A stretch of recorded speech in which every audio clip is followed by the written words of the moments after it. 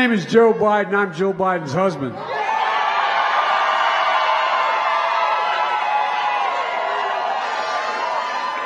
It's great to be at Bowie State, one of our nation's great HBCUs. I was at my home HBCU, Delaware State, talking to students about our plan to relieve student debt. And by the way, you got to forgive me, but I got my start at Delaware State. I don't want to hear it now. I like you all, but, you know, all kidding aside, you know, my family is, my dad's looking down smiling because he's from Baltimore.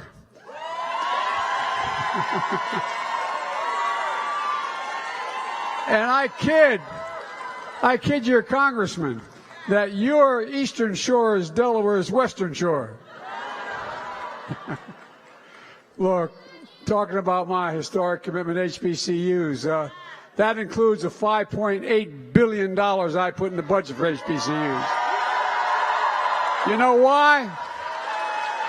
HBCUs don't have the endowments others have, but guess what? You're just as smart, you're just as bright, you're just as good as any college in America. And that money is to build laboratories and other things for the future that you need to have access to. Look, folks, you know, let me tell you, one of the great ways to honor HBCUs is to vote. Is to vote. Here in Maryland, you got some great people to vote for. Chris Van Hollen is up for re-election this year, and he's a great senator. A hell of a guy, make a great team with Ben Cardin. They both are strong, principled, and effective, and they got great congressional delegation. Steny Hoyer, so many others. Look, keep them. You need them. I need them. And of course, you got that next governor. What's his name? Wes Moore.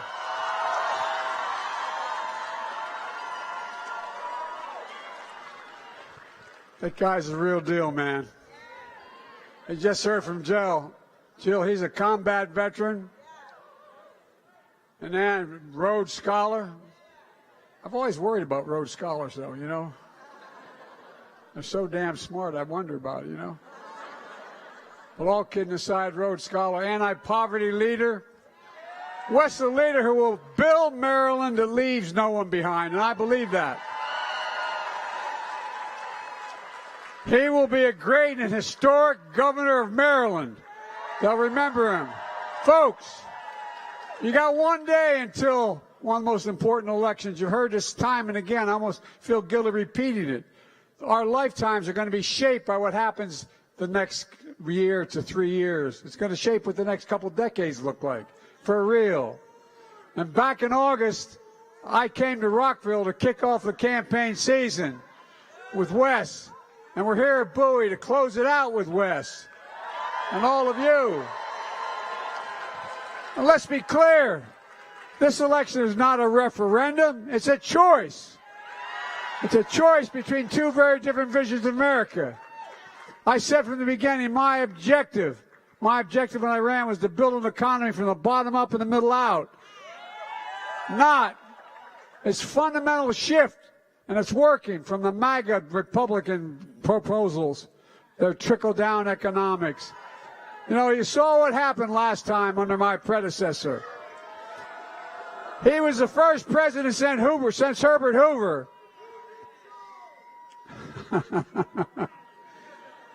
I tell you what, let him sing. Let the man sing. Look.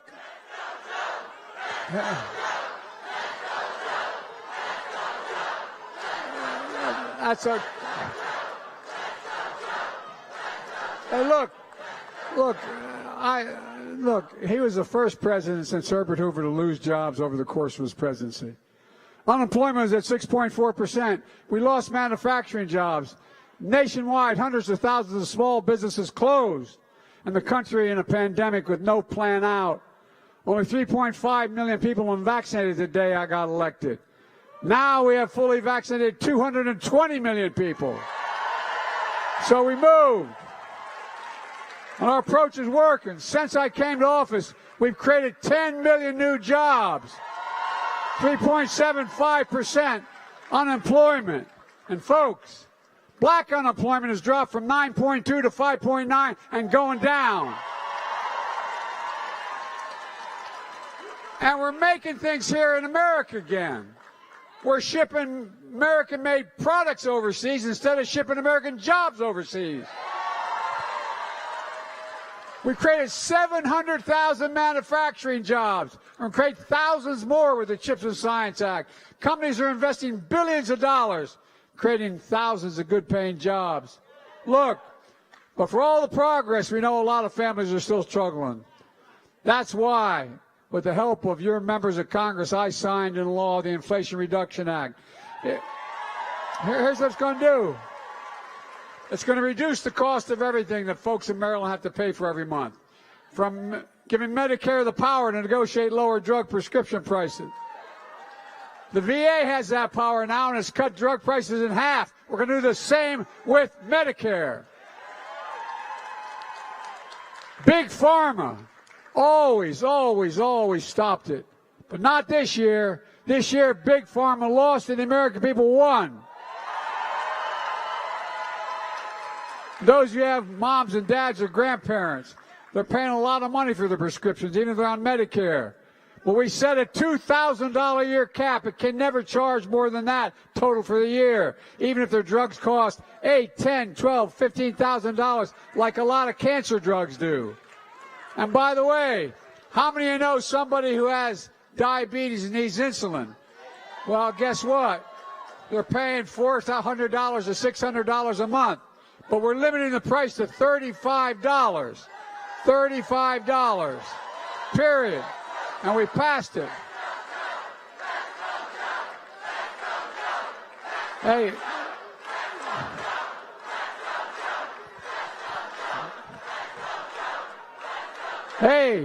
Hey, man. Don't jump. You look crazy enough to jump. Don't jump. Don't jump. Look. And we're coming to make sure that $35 a month is for everybody. By that starts in January. Look, folks, we got to make things affordable for people.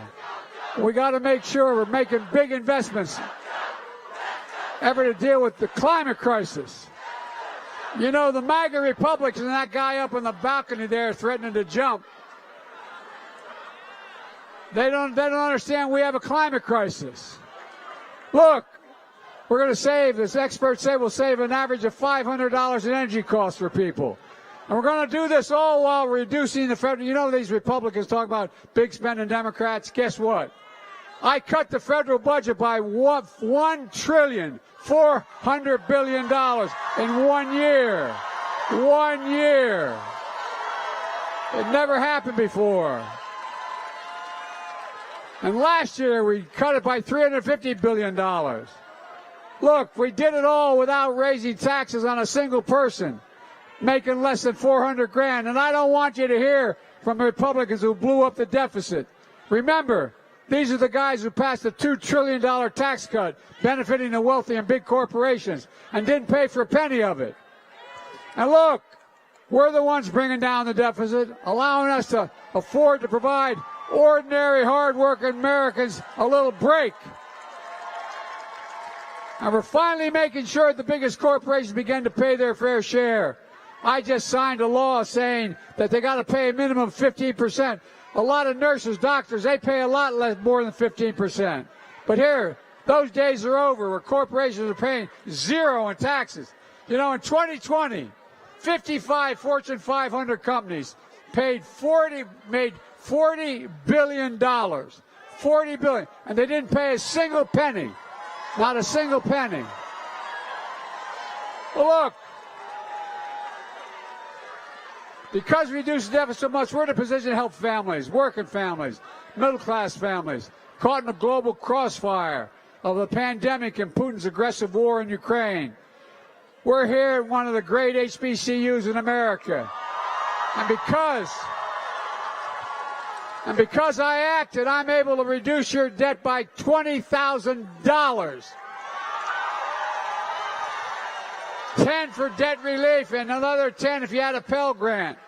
And 90% of all the folks who get this relief earn less than 75 grand a year. And folks, so you can make a down payment on a home.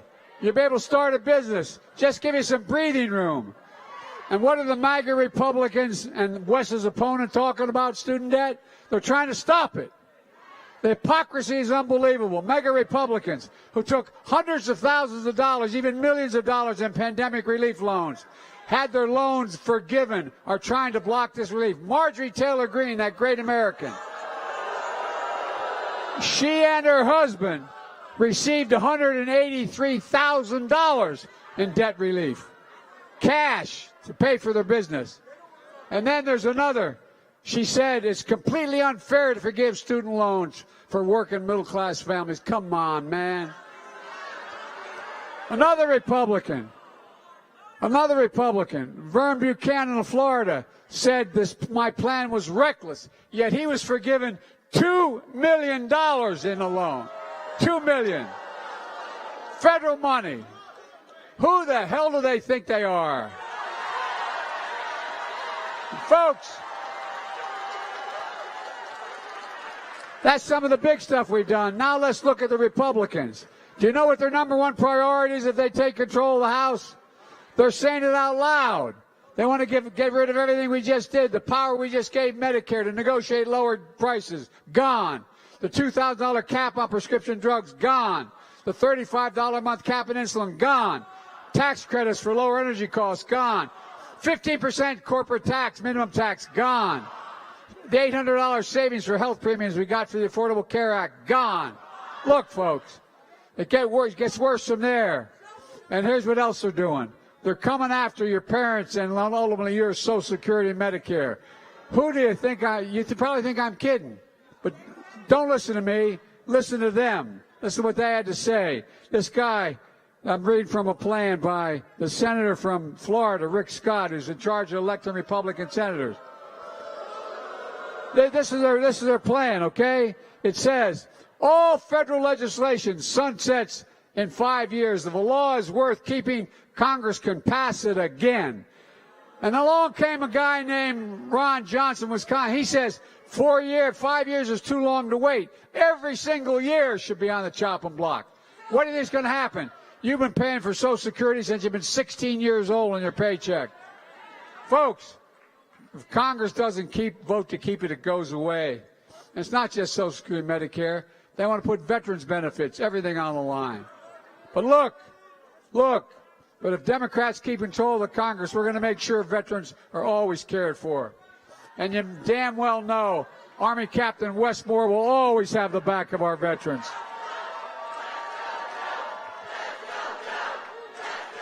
One more thing about veterans. I signed a thing called the PACT Act, the most significant law in our nation's history. It helps millions of veterans exposed to toxic substances, like the firefighters were in 9/11. Only these were those veterans in Iraq and Afghanistan exposed to burn pits the size of football fields, 8 to 10 feet deep, full of wastewater, tires, poisonous chemicals, jet fuel, and so much more. I was in and out of Iraq 30-some times and Afghanistan, and my son was there. My son was a major in the United States Army, won the Bronze Star. So you're waving, huh? Won the Bronze Star and a Conspicuous Service Medal. But his hooch was less than a couple hundred yards from those burn pits. He went in great shape and came home with stage 4 glioblastoma and died. The law guarantees health care to those exposed to the burn pits and tuition benefits for their families and their assistants. That's the least we can do. But these guys don't like it. But, folks, there's more. Republicans in Congress, led by South Carolina Lindsey Graham, already introduced legislation to ban the right to choose. States are already passing bans without exception for rape or incest or even the life of the mother. Wes's opponent has introduced 14 bills to limit the right to choose. 14 times. If you elect Wes your governor, he's going to make sure the right to choose is protected for every woman in Maryland. The Republicans gain control of Congress and pass a nationwide ban on abortion, I will veto it.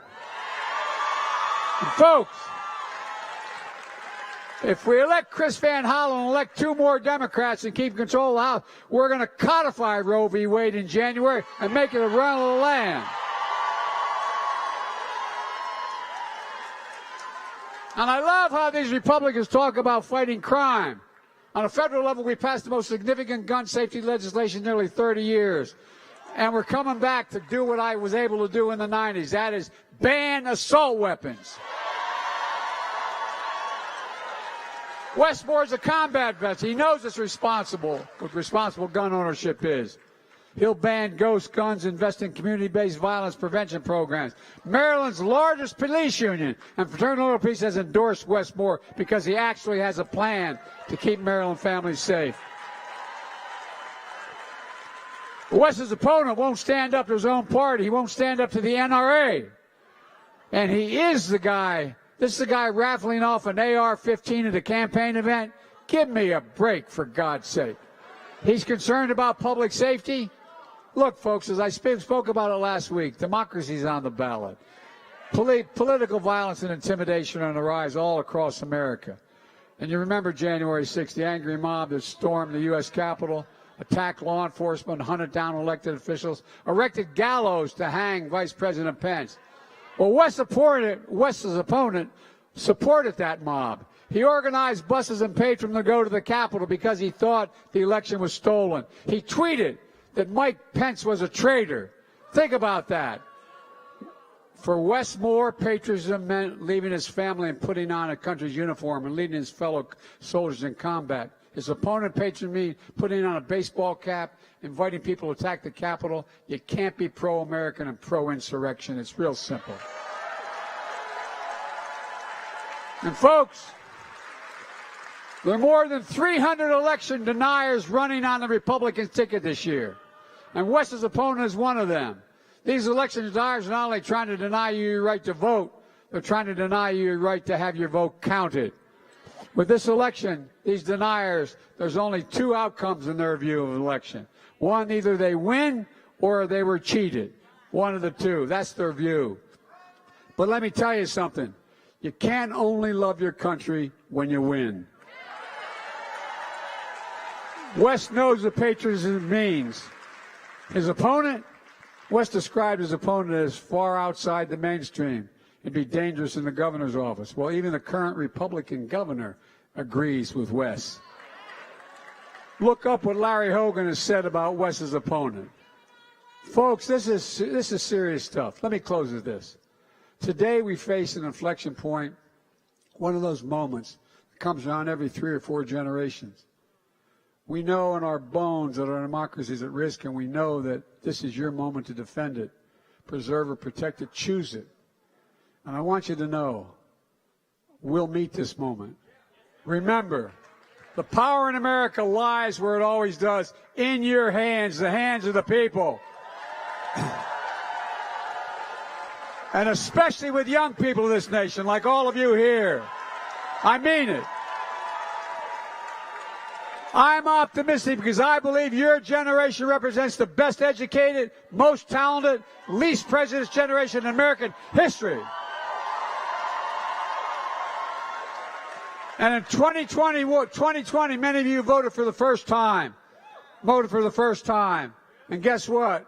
Look at what you did when you exercised your power. You elected Kamala Harris, the first woman vice president. And your vote allowed me to put the first black woman in history on the United States Supreme Court. And with your vote, I'm keeping the promise. But my promise, no one should be in jail for the mere possession of marijuana. And their record should be expunged. Remember, the power's in your hands. You're one of the reasons why I've never been more optimistic about America's future. Look, America's reasserting ourselves, leading the world in the 21st century. As I've traveled this country and the world, I see great nation because I know we're a good people. We just have to remember who in the hell we are. We are the United States of America. And there's nothing beyond our capacity if we do it together. So vote. Get out to vote. God bless you all, and may God protect our troops. Thank you, thank you, thank you.